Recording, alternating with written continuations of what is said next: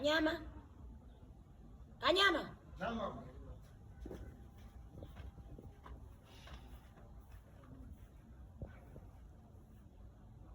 Hivi una matatizo gani? Kwa nini?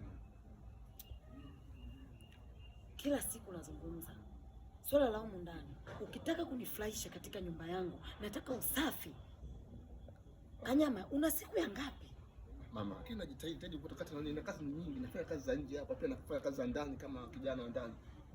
Kijana wa ndani hayupo sasa hivi na wala mdada wa kazi hayupo. Mimi ningefanya nini? Sawa, lakini haya ni majukumu yako.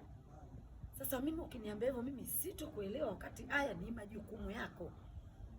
Je, nimepatwa na mgeni sasa ndo nakuja naye ndani. Angalia mazingira. Mazingira yalivyokuwa machafu. Kanyama, unataka nini?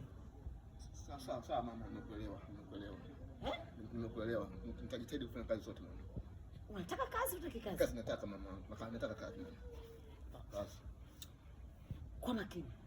Kanyama, kuwa makini na kazi yako. Sawa mama, ile naomba usinifukuze kazi kwa sababu kijiji wanategemea. Sawa. Hii ni mara ya mwisho. Sawa. Endapo nitapokuta mazingira bado yapo hivi, kiukweli utanisamehe. Sawa. Nimekuelewa. Sawa. Halo? Okay, nakuja sasa hivi. Kanyama. Naam mama. Tundo kanifungulie geti natoka.